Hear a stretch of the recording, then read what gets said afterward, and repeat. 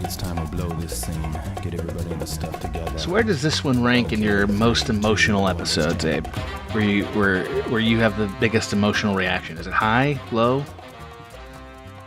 Very, very high. Same. And as I get older, I would have a lot of the ones that I would have put in, this always was an emotional high. This might even be the most emotional I get about Bebop, because I haven't rewatched Real Folk Blues yet, Same. which are the final 2 episodes of Cowboy Bebop, but I don't know if I feel the same that I used to about Spike, where I'm like, oh, right. I don't know either.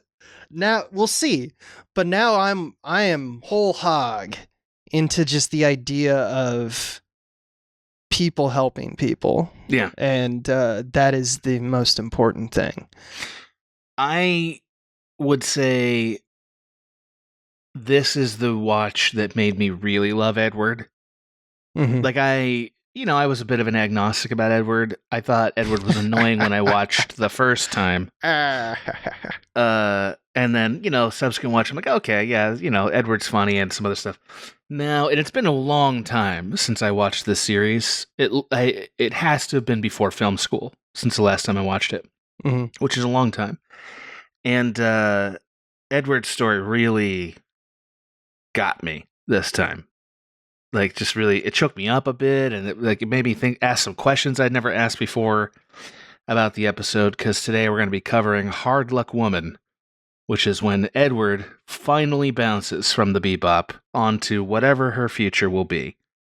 But also, we get quite a bit of Faye's backstory, which I think most of first-time watchers probably think that's the main feature of the episode. And maybe it is. It's up for discussion, of course. But I think that's all the introduction we're going to need, Abe, before we determine what planet is this.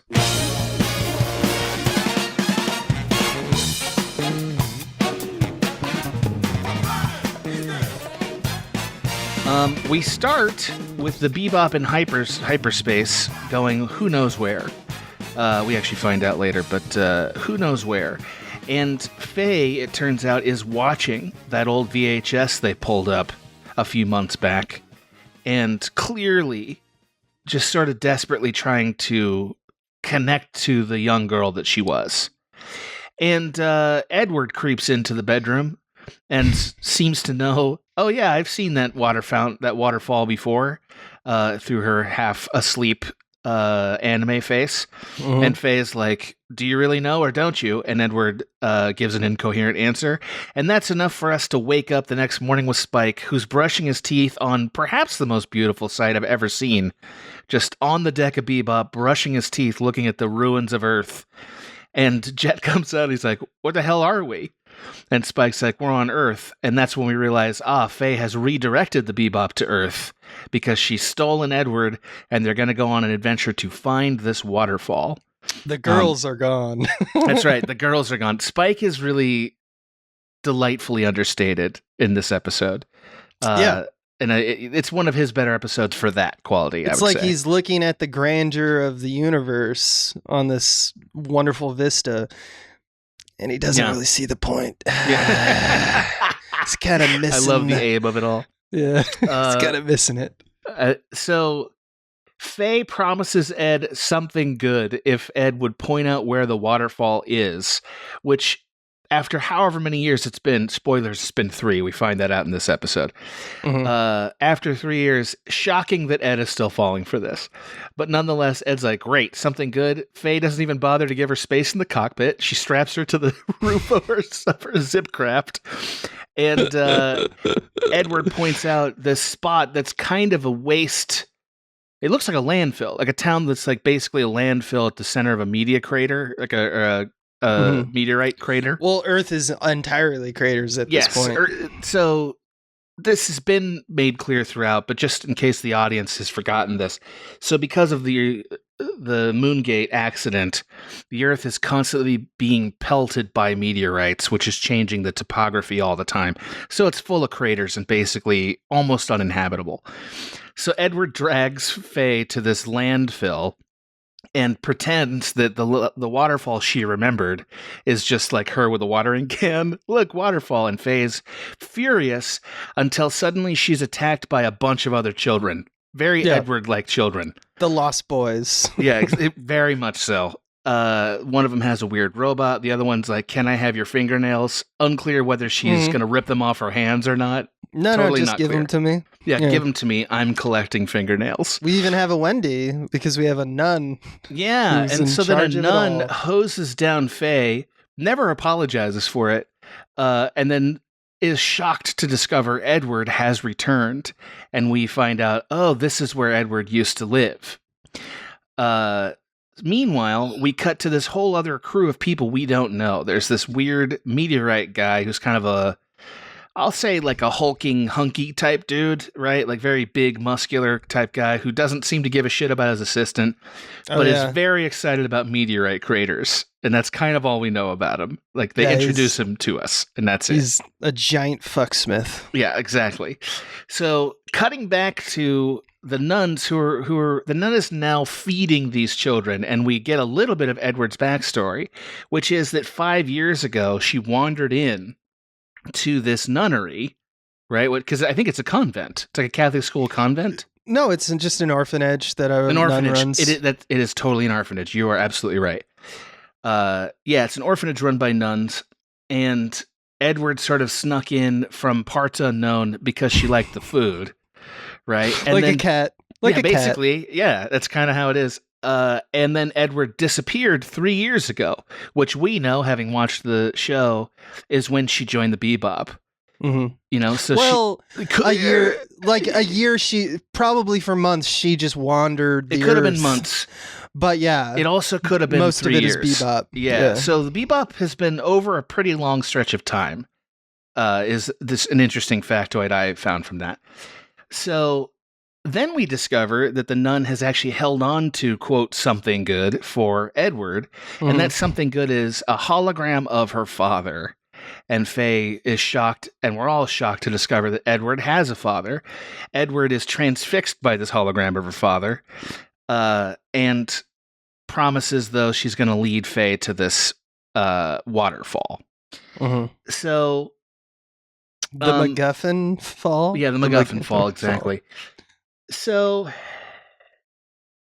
the next morning, she leads Faye to this waterfall, which is sort of just a busted, broken spot at this point. And Faye encounters an old woman in a wheelchair named Sally, who remembers her from her childhood. She's like, Faye? She sees her and recognizes her. 70 years ago. Yeah. And she's like, don't you remember the accident? That's why you were put in cryosleep. And we get tiny little images from the accident. And then a young girl wanders up who's the grandchild of this woman. That's literally, by the way, the first time I watched this, I didn't realize that was just the show telling us. Faye is having a recall right now. Yes. Like in this moment, she's having a flashback. Correct. Is downloading everything that she's been searching for this entire time. It's a significant event. Little images are happening to her that haven't fully broken through into cognizant understanding, but it's the first time she has had real memories from her past. Right. So this little girl comes up, and there's kind of an awkward, like, who's this? And then Faye claims to have been a ghost from her past, scaring the child, and then running away. Running away, and we get the eye catch. Yeah, exactly. When Faye returns, she goes and lays down in her bed and still sort of seems beaten up by not knowing the answers to things and not having found what she was looking for. Ein, fascinated with the hologram. Edward shows Ein the hologram, and Ein's really into it. And, you know, you can sort of see where this thing's going to total up to. Let's get the fuck out of here. Exactly. So Jet and Spike are looking up bounties, pretending that they don't know what's going on. And they get a bounty for this guy, Apple Delhi Sinus Leshop Lutfin, Ed's father. The names this guy has. But we know it. We recognize his face from the hologram. Yeah, we've seen his face before. He apparently has a 50 million Wulong bounty, and they're like, oh boy, here we go. So the next morning, Edward's father is just poking holes in eggs and sucking them down. That's his breakfast. Sucking the marrow out of life. Yeah, like a snake. Just with one finger, pokes the hole in an egg, sucks it down, right? And he's trying to get McIntyre's assistant to like join him in this way of living, and McIntyre's like, "No, man, I'll live on cigarettes, thanks." And down the ramp come Spike and Jet to capture him. And this is when we discover that this man is the most successful fighter in the universe. Yeah. Like, this man is omnipotent nearly. It's the eggs. It's whatever he's eating, it's incredible. We need to all be eating it. Mhm. He beats the hell out of Spike. Spike's like shocked, appalled. I can't land a fucking He hit. can't land a What the blow. fuck? The man barely moves.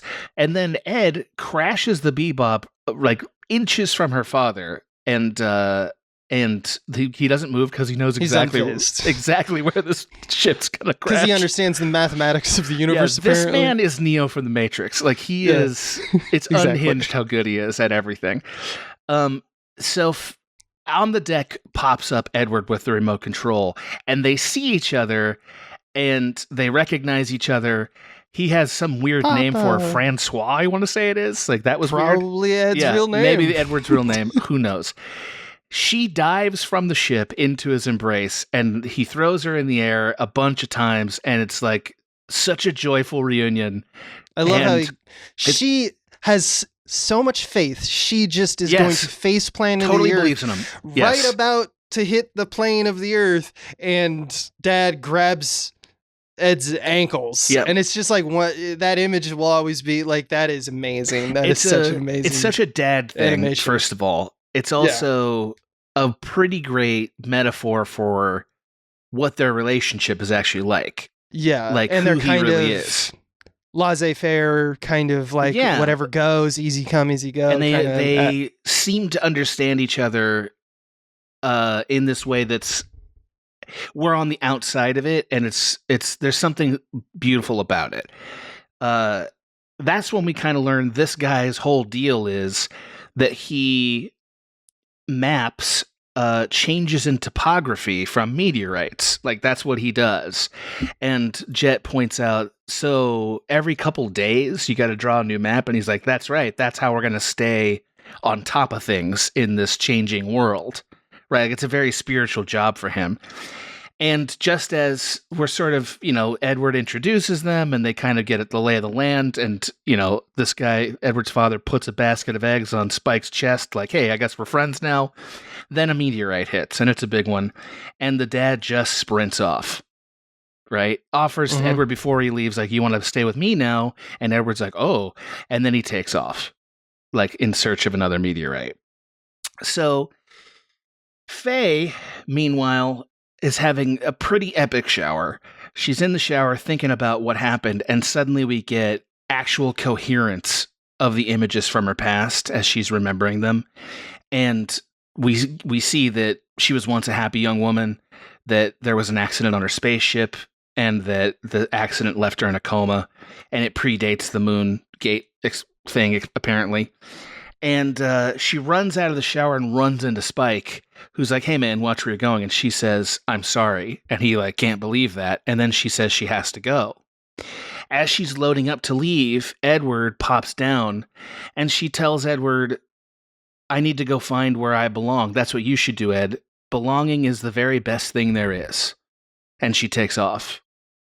And Edward seems to take that advice to heart, because some music begins playing that chokes me up just to think about it.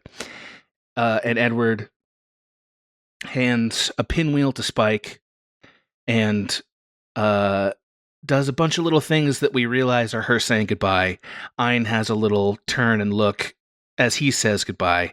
And he walks out after her, and she says, I have to leave now, Ein. Until Ein makes it clear Ein's not going to leave Edward behind. And she says, would you like to go with me? And they walk off, and we see Spike and Jet about to start another bounty, or about to eat food, actually. They're about to eat the eggs that they cooked. The eggs. And by the way, one of the only times that the boys get to eat. Yeah, they never eat, you're on right. the show. Great point. That is a really good point. Because women and children, am I right? Always scooping it up. Spike signifies to Jet right as the food's ready, take a look at this, and they look on the bow of the ship, and Edward has painted bye-bye with her signature smiley face. And we intercut her walking, and Faye not finding anything at her like destitute like hospital space or whatever she was going to. Like that's all gone.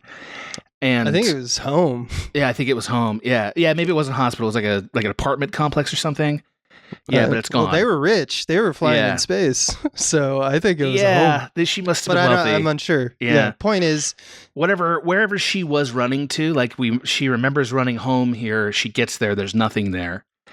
And we intercut between Edward walking, clearly on a journey to join her father, and the two men eating all the eggs in this way that is just terrible and sad. Like they're no joy, just shoving them in the face, knowing that Edward is gone. It's grief splurging. It's such a crazy and powerful way to show that they loved her.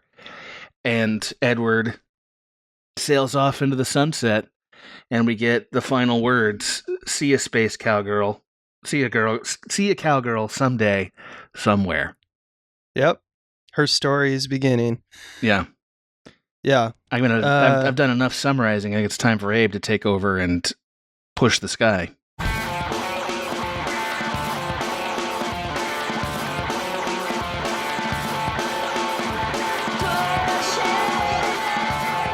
I mentioned something last episode about the metronome, the channel switching. Mm-hmm. There's another metronome.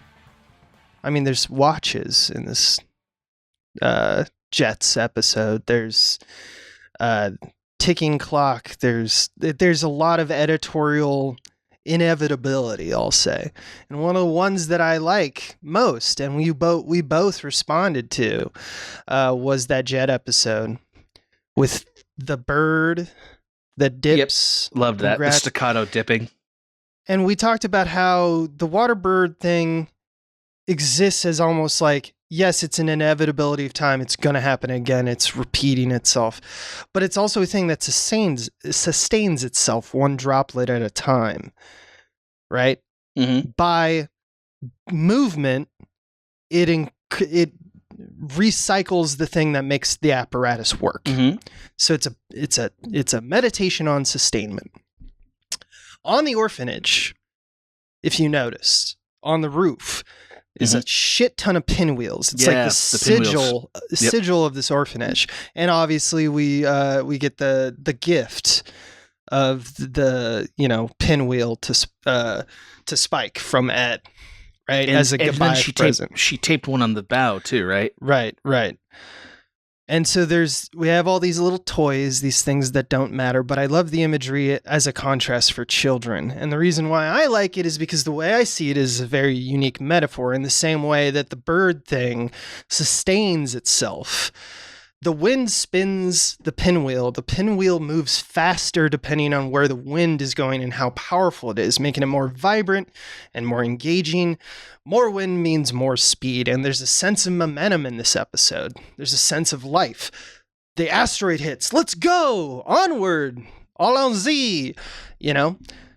Taking an already natural phenomenon and using it as its power, like a turbine. That's a quest for life. That's Ed. That's not Jet. That's not Spike. It's not Faye.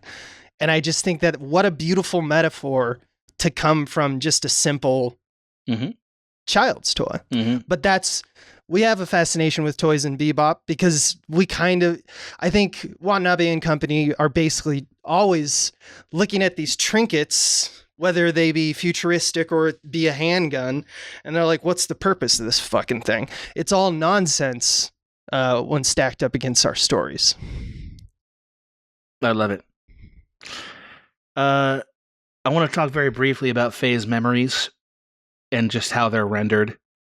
Bebop has fairly consistently put memories in the past in desaturated or black and white colors. Mm-hmm. Not every time, but I think most of the time, especially the ones that we really zero in on like the music box one with Spike and Jet's memories of his stuff with his partner. And what was interesting about this particular version, where suddenly Faye is having memories, is that we get it twice. The first time she has them, they're all fragments of still pictures, except for one image, which is the moon splitting in half. And it's the only motion in the entire brief montage. And it begins the motion of her actually laying claim to these memories again. The second time we get it, the desaturation is lifted. Not entirely, but it's like now we get like quarter or half saturation. And suddenly we get a bunch of memories in motion, right? Things like her school teachers, people walking against the city, her looking at her friends, the light reflected off her and her friends in space, and then the actual explosion, which shows us what the splitting of the moon meant. And we get it in this place where finally Faye has stopped and the water is moving instead of everything that Faye's been doing this whole time, running after her story, never finding it. When she finally stopped, the motion began again. Yeah. And suddenly she knows who she is. Momentum, baby. Right. So then when she's remembering and running after this place where she used to live and literally imitating her memory at that point, like reliving her memory, she's in sync with it now, right? Even if there's nothing really to be gained from it. Which is such a stark contrast from the beginning of where we met her, where her initial memories were, getting out of cryostasis and getting, that the car accident that happens where he turns to her and he's like, I love you. You got to run. Yep. She's running away from Jump. This is the first time she's running toward. Faye's been on the run this whole story. And that shower is the first time we've really seen her at rest. Yeah. Like, where the world's moving around her instead of the opposite. It's so simple, and there's so much going on in this episode that it almost passes you by, and yet very effective, really simple cinematic techniques. I love that Cowboy Bebop doesn't overthink it, right? And it works. It's very emotionally effective. It's imagery and music, man. Yeah. Let's go on to the next section because I know we both have a lot, right? Oof. We're gonna carry the weight.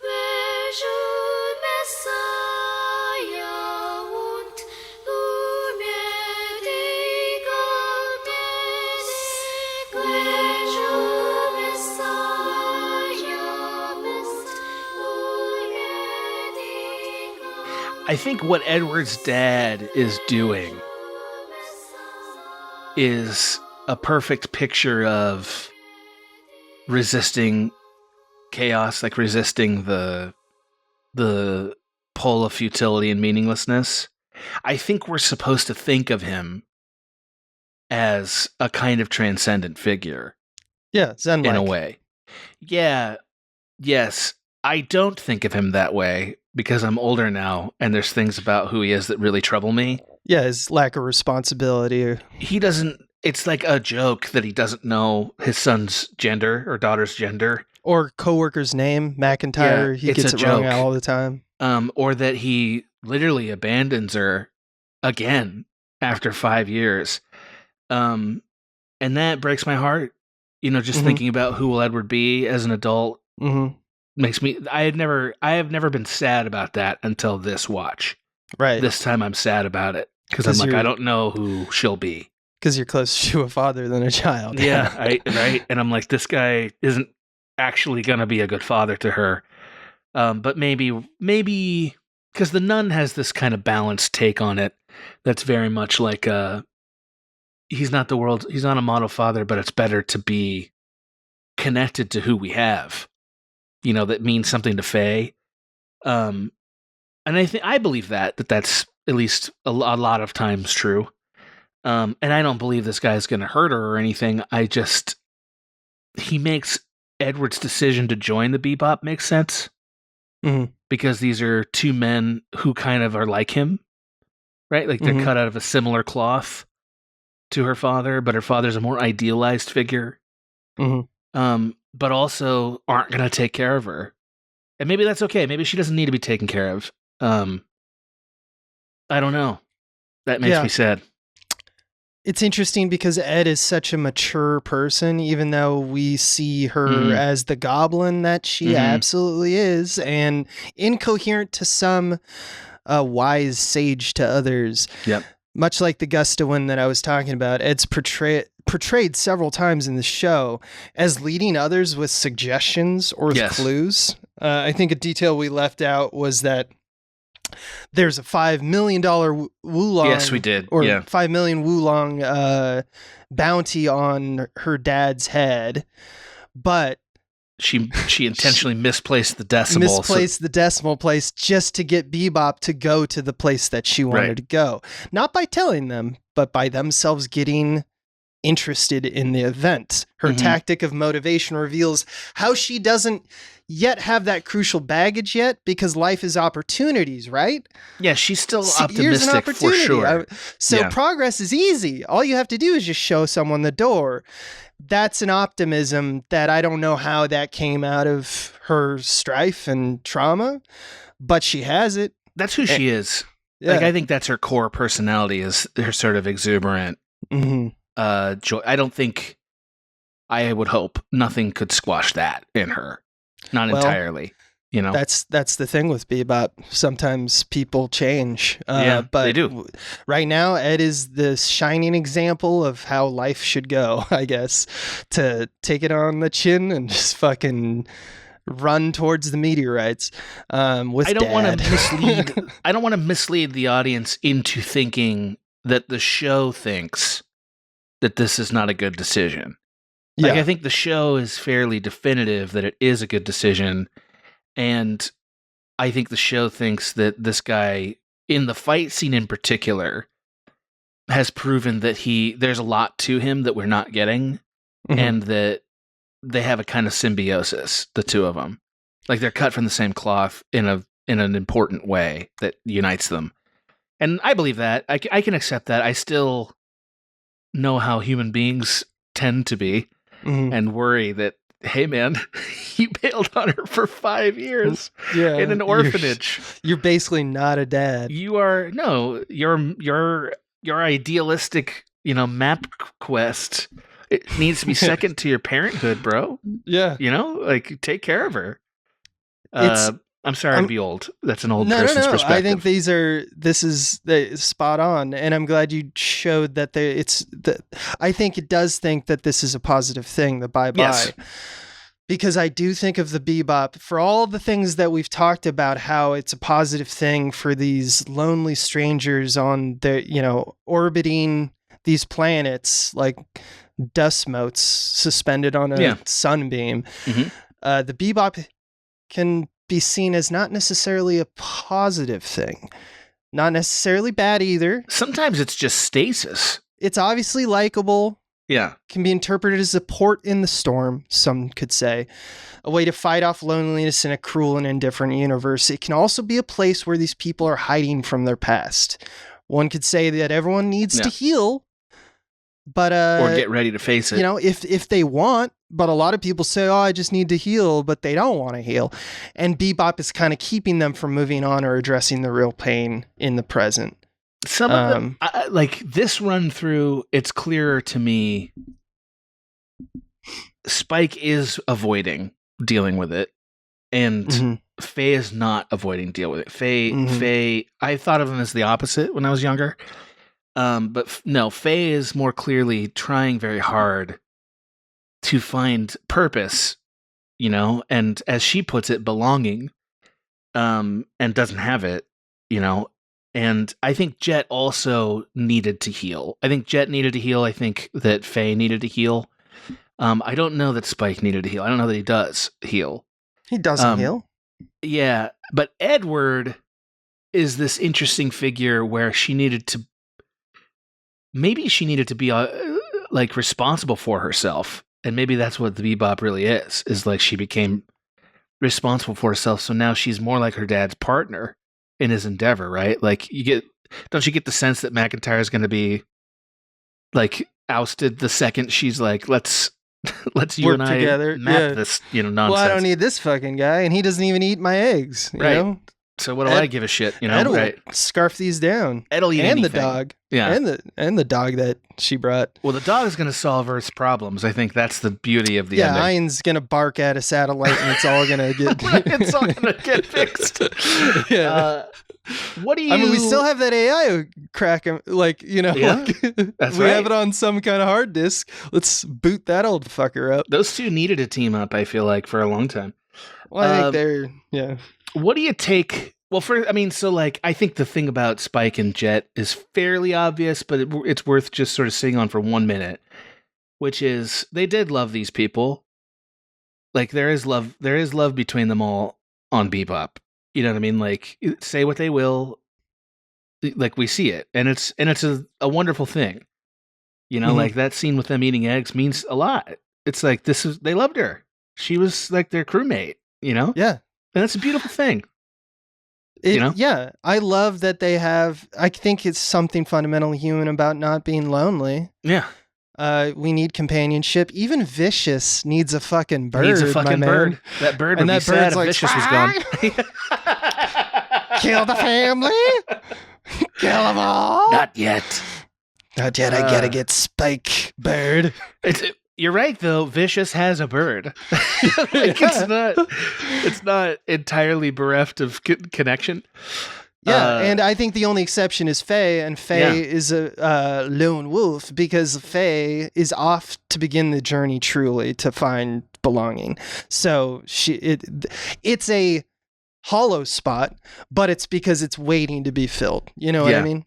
As opposed to a hollow spot that I'm protecting because no one gets this because Spike, Julia's the best and no one can be a Julia. Yes, it is easy to find Spike's stakes to be lonely or petty. I don't think they are. That is the alt take that one would expect in 2026 on Cowboy Bebop. I think that I'll be interested to see how I feel about Faye's journey in the last 2 episodes because there's at least one more beat. Well, there's that big one. Yeah, there's the big one, and I'll be curious to see what I think about it this time. Yeah, me too. Because I actually have been sullying myself on, like, Spike is no good. I don't like Spike nearly as much as I liked him when I was 17. He's definitely more of a teenage character in some ways. Like he appeals more to a younger person. Yeah, but I also think deep. It seems.